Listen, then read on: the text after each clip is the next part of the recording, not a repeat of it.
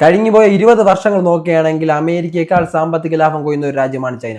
ഇതിനുള്ള പ്രധാന കാരണം ചൈനീസ് നിക്ഷേപം തന്നെയാണ്. ഇന്ന് വളർന്നുകൊണ്ടിരിക്കുന്ന പല രാജ്യങ്ങളിലും ചൈന വച്ചിരിക്കുന്നത് വലിയ വലിയ നിക്ഷേപങ്ങളാണ്. അതായത് അവരുടെ ഇറക്കുമതി കാര്യങ്ങളായാലും അവിടുത്തെ വികസനങ്ങളായാലും പല കാര്യങ്ങളിലും ചൈനയിൽ നിന്ന് ചെറിയ ചെറിയ രാജ്യങ്ങളെ സഹായിക്കുകയാണ്. അതുകൊണ്ട് തന്നെ അവിടെ വലിയ രീതിയിൽ കച്ചവടം നടത്താനും ചൈനയ്ക്ക് കഴിയുന്നുണ്ട്. രണ്ടാമതായി പറയാനുള്ളത് അവിടുത്തെ ഉൽപ്പാദനക്ഷമത. അവിടുത്തെ ആളുടെ കഷ്ടപ്പാടുകൾ തന്നെയാണ് അതിനുള്ള പ്രധാന കാരണം. പോരാത്തിന് ബുദ്ധിപരമായിട്ടും കുരുട്ട് ബുദ്ധിപരമായിട്ടും അവർ ഒരുപാട് കാര്യങ്ങൾ ചെയ്യുന്നുണ്ട്. ചൈന അവിടുത്തെ ജനങ്ങളുടെ സാമ്പത്തിക വളർച്ചയ്ക്കും രാജ്യത്തിന്റെ സാമ്പത്തിക വളർച്ചയ്ക്കും വേണ്ടി ചൈനീസ് ഗവൺമെന്റ് സ്കൂൾ കുട്ടികൾക്ക് തന്നെ പലതരത്തിലുള്ള സ്വയം തൊഴിലുകൾ പഠിപ്പിച്ച് നൽകുന്നുണ്ട്. പോരാത്തതിന് ടെക്നോളജി പരമായിട്ടുള്ള അറിവുകളും അവർക്ക് നൽകുന്നുണ്ട്. സ്വയം തൊഴിൽ ചെയ്യാൻ താല്പര്യമുള്ള വ്യക്തികൾക്ക് അതിനുള്ള സഹായവും അവർ ചെയ്യുന്നുണ്ട്. അടുത്തതായി പറയാനുള്ളത് ചൈനയിലെ രാഷ്ട്രീയ സംവിധാനം തന്നെയാണ്.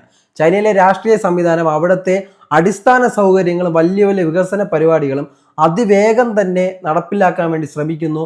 അത് നടപ്പിലാക്കുകയും ചെയ്യുന്നു. ചുരുക്കി പറഞ്ഞാൽ ഇവിടുത്തെ രാഷ്ട്രീയക്കാരെ പരസ്പരം അടികൂടാതെ ചൈനീസ് ഗവൺമെന്റ് ചൈനയിലെ എല്ലാ വികസന പരിപാടികളും അതിവേഗം നടത്തുന്നു. നാലാമതായി പറയാനുള്ളത് ചൈനയിലെ കയറ്റുമതിയെ കുറിച്ച് തന്നെയാണ്. ലോകത്തിലെ ഏത് രാജ്യം എടുത്തു നോക്കിയാലും ചൈനയ്ക്ക് അവരുമായി ഒരുപാട് ബിസിനസ് പരമായിട്ടുള്ള ബന്ധങ്ങൾ കാണും. നമ്മുടെ ഇന്ത്യയിൽ നോക്കിയാൽ തന്നെ നമുക്ക് കാണാം നല്ല ക്വാളിറ്റിയുള്ള പ്രോഡക്റ്റുകൾ നല്ല കുറഞ്ഞ വിലയ്ക്ക് തന്നെ നമുക്ക് ഇവിടെ ധാരാളം ലഭിക്കുന്നുണ്ട്. പോരാത്തിന് ലോകത്തിലെ ഏറ്റവും വലിയ 10 സീപോർട്ടുകൾ എടുത്ത് നോക്കിയാൽ, അതായത് തുറമുഖങ്ങൾ എടുത്തു നോക്കിയാൽ അതിൽ 5ഉം ചൈനയുടേതാണ്. പല കണക്കുകളിലും ലോകത്തിലെ ഏറ്റവും വലിയ 10 സീപോർട്ടുകളിൽ 7ഉം ചൈനയുടേതാണ്. അടുത്തായി പറയാനുള്ളത് ചൈനീസ് സമ്പദ് വ്യവസ്ഥയുടെ ഉദാരവൽക്കരണവും ടെക്നോളജി പരമായിട്ടുള്ള വളർച്ചയുമാണ്. ചൈനയുടെ ടെക് പരമായിട്ടുള്ള വളർച്ചയെ പല രാജ്യങ്ങളും ഇന്ന് പേടിയോടുകൂടിയാണ് കാണുന്നത്. ഇതിനുള്ള പ്രധാന കാരണം അമേരിക്കയുടെ ChatGPT പോലുള്ള വലിയ സംവിധാനത്തെ തന്നെ ഒറ്റ ദിവസം കൊണ്ട് ഡീപ് സീക്ക് എന്ന് പറഞ്ഞ ഒരു ചെറിയ ആപ്ലിക്കേഷൻ കൊണ്ട് വിറപ്പിച്ച ചരിത്രം ചൈനയ്ക്കുണ്ട്. ഏറ്റവും വലിയ മൂന്നാമത്തെ സൈനിക ശക്തി കൂടെയാണ്.